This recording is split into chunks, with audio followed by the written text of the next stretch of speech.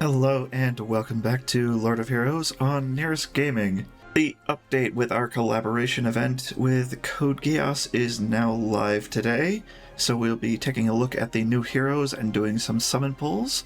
So let's get into things. First things first, we have a code for Ian's birthday, which will net you your normal 300 crystals, and we have this collaboration code as well, so you can input Code Geass into the support page.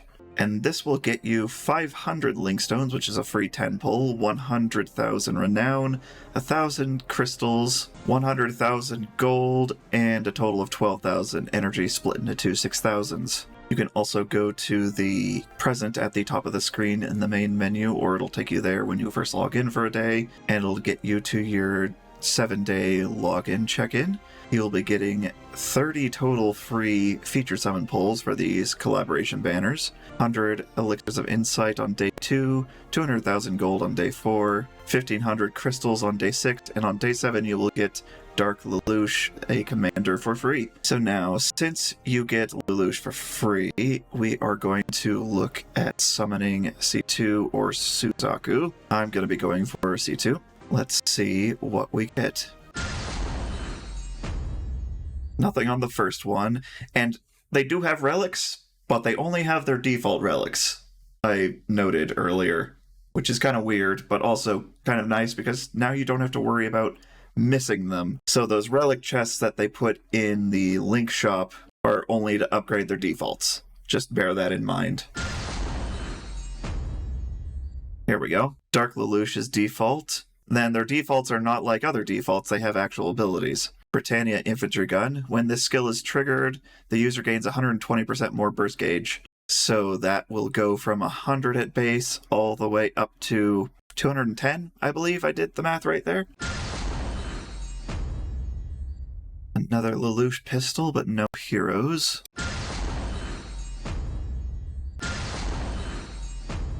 Okay, we got a C2 pistol. Upon receiving damage, 50% chance to reduce the skill cooldown by 1 turn, so her steal a bust from a target and give everyone a health shield. Goes up 5 for the first 4 tiers, and tier 6 is 10, so that'll be a total of 80%. Nothing there. Here we go.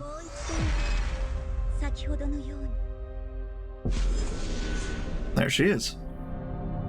Now I just need to get Suzaku. Earth C2. Gonna have to farm out the wazoo for Suzaku.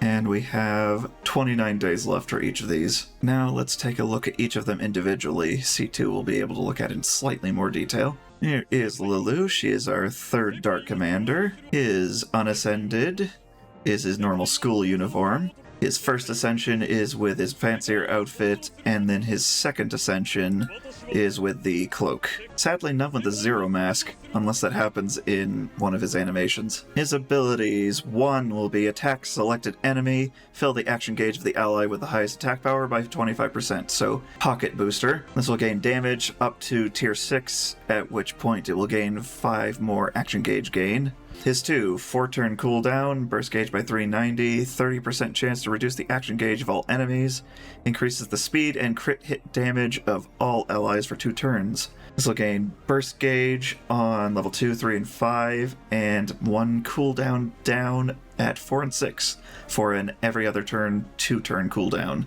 So he'll be able to maintain the speed and crit damage buffs on everyone basically indefinitely at rank 6. His burst, Geass of Absolute Obedience. Now see, I was going to guess that they were going to add confusion onto a playable character.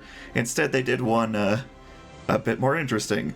Attacks all enemies, 80% chance to inflict Death's Call on each target respectively for 3 turns. When it expires, the affected character falls in battle. This will just gain damage and go down 1 spirit cost at level 6. This is very fitting given his ability in the anime, is he can command anyone he has eye contact with to do one thing and they have to obey, I believe it was. It's been a while since I've seen it. This gets used in this manner very rapidly in the first episode, if I remember right. He's going to have dark elemental damage resistance and increased defense. He's definitely more on the defensive buff debuff side, not a DPS commander. His commander ability is upon the start of this character's turn in the Calamity's Cradle, the Alliance Raid, 50% chance to fill the action gauge of each ally respectively by 10%. This will increase by 10% for the first 3 levels, then 20% at level 5 for a maximum of 100%, so guaranteed, and then an increased 5% action gauge at level 6. All of these are going to have their aptitudes available given their summons, so his as a Dark Commander will reduce the action gauge of light elemental enemies by 50% for every 8 turns taken, upgraded to 100% at level 2. And as we saw, his relic increases the amount of burst gauge he produces. Here is Light Suzaku, our light speed striker. He's going to have the exact same outfit as Lelouch, given they go to the same school, I believe, on his Unascended. His first ascension is going to be Knight of the Holy Empire, and then the White Knight for his second ascension. It is a little sad that they don't use their mechs in their abilities, and my first thought was maybe that's not quite in-world for Lord of Heroes, but we have Lyn, who literally uses a mech, so I don't know why they didn't use their mechs. His 1 attacks a selected enemy, increases the speed of the user, stacking up to 5 times, which expires after a wave of enemies. The damage increases according to the user's speed. This will be universal among all of his abilities. They all scale with speed. This is the first time we've had a stacking speed buff on a character. This is just going to gain 10% damage every level. His 2 4-turn cooldown is going to attack the selected enemy and gain an extra turn. More than 1 cannot be gained in a row, and increases based on his speed. Damage for the first 4 upgrades, and then at level 6 the cooldown will go down from 4 to 3, which effectively makes this every other turn given it gives him an extra turn. So it'll have 3-turn cooldown, then he'll use it, gain an extra turn, go down to 2, then wait 1 more turn, and he can use it again the next turn. His 4 attacks the selected enemy, fills the action gauge of the user by 50%, attack deals 100% more damage to dark elemental enemies, and increases